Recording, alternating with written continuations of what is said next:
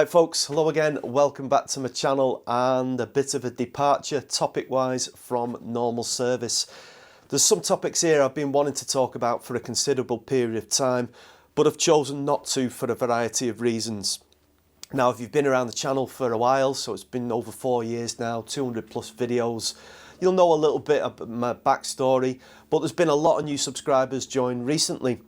Whether that's because of my appearance on Handmade, the Channel 4 programme, and people wanting to find out more about me, or whether there's just a bit of momentum gathering about my woodworking adventures here in this workshop. I'm not sure. Now, I have spoken at times at length on the channel about the physical injuries I'd suffered, and also this year about the surgeries I've undergone, including the spinal cord stimulator at the Walton Centre here in Liverpool. But to give you a little bit of a quick version of the backstory, in 2018 I was involved in a horrific car crash that left me with what to describe as life-changing injuries. I lost the use of what was my dominant right arm and hand, and I'm also having to live with the effects of chronic neuropathic pain in my shoulder and down my right side. What I haven't talked about is the psychological effects that had on me. You know, on that date, the 5th of May, remember it,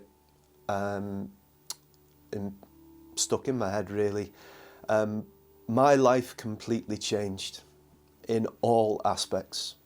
And as being a school teacher and a music teacher and a professional piano player, and I lost these abilities that I maybe took for granted at some point, and mentally I couldn't cope with that.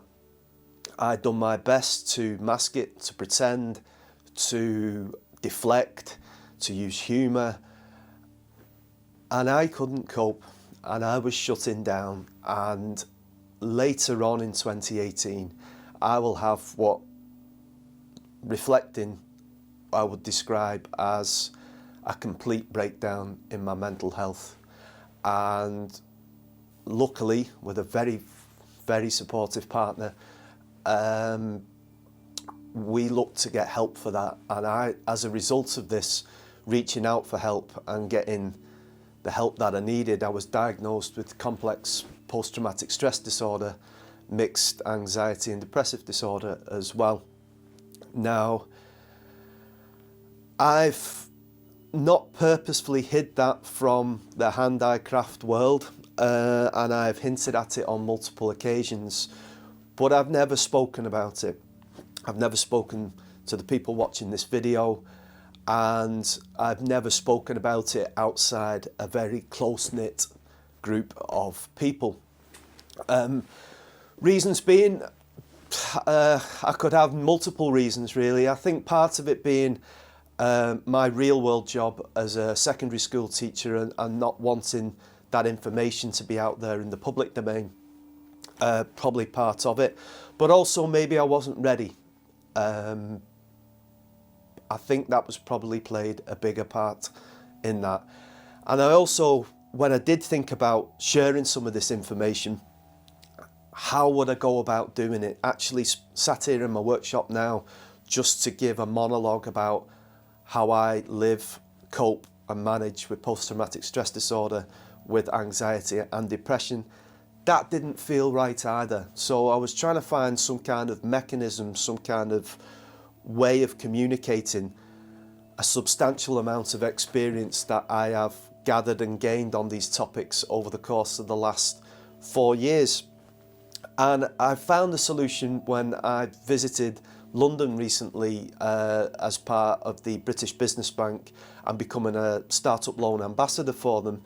And I spoke to a room full of people, business leaders, fellow small business entrepreneurs, if you like, and I didn't have any script. And I just got up and spoke about myself. And I spoke about the accident, and I spoke about how it affected my mental health, and then how finding a new hobby, which was woodworking, which then the hobby became a small part-time business, helped me. And speaking about some of my difficult moments to a group of strangers, it felt good after, and the feedback I received from it was incredible. Certainly from a gentleman called Freddie, who introduced himself to me after the event. Freddie is part of an organisation called Vent, and Vent provide safe spaces for everybody, but particularly boys and men, to speak about or talk about their mental health. And I had a full and frank conversation with Freddie about all aspects of mental health and about myself. And I kept in touch with him, and Freddie invited me to go onto his podcast, which is called Just Checking In. And after a bit of to and fro in chatting with Freddie, I agreed to do it. So the podcast is recorded, and the reason for me doing this video is not to talk about all of the previous 4 years in regards to what I'm living with, but to direct you towards the podcast, because I pour my heart out on that podcast. I thought it was a great medium, a great way to do it in the style of an interview, and Freddie is a great guy, and he was very thoughtful and considerate and preparation wise, and his line of questioning, and I was happy to literally, as I say, pour my heart out to him. So what I am going to do is, in the description, I'll give you the links, all the different links to the podcast, the Just Checking In podcast. And if you're interested in any of this, and maybe interested in to hear my experiences and how I live with PTSD, how I live with anxiety, depression, how it feeds into the chronic pain aspects of life, and how challenging it is to live and manage on a day-to-day basis with those conditions, then go and check out the podcast and hear what I have to say. It's about an hour and 45 minutes long, so you might want to break it down into smaller chunks, but there's a lot I want to talk about, there's a lot I get off my chest, and there's a lot of experiences that I'd like to share. People might think, bit of a strange time to be putting out a video like this, but let's be honest, sometimes like the holiday season, like Christmas time, New Year's, can be extremely difficult for people's mental health, for men's mental health. And what I would like to do is, and what I've done, is to share my experiences, because some people might relate to some of that.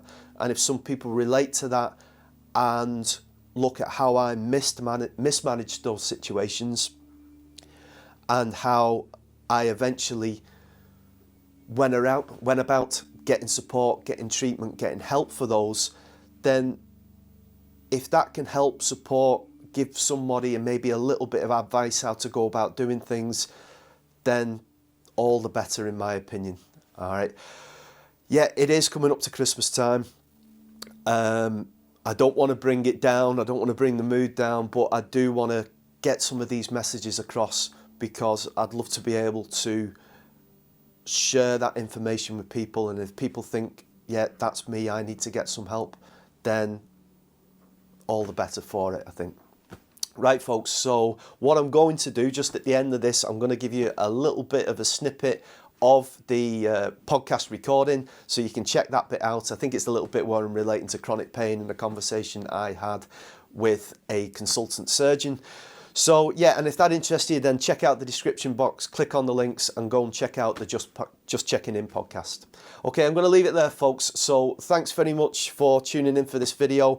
I'm hoping to do an annual review, because I've not had a year like this at all, and I want to share all the good, the bad, and the ugly that's gone on in 2023.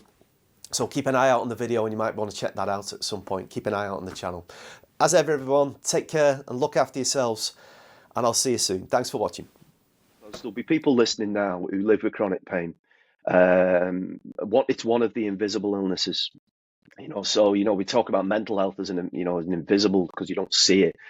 But chronic pain is, for me, has been far more debilitating than. Look, I was right-handed. I've lost the use of my right arm. I can bend my elbow a little bit, but I've no functional use of my right arm. And I had a conversation with the consultant neurologist. So when it came to surgeries I was having and stuff, and he was talking, I was talking about pain, about the effect it was having on my life, and we were looking at potential surgical options.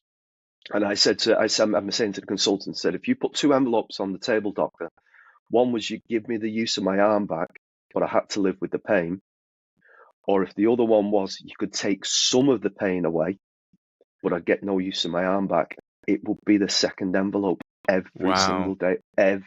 single day of the week.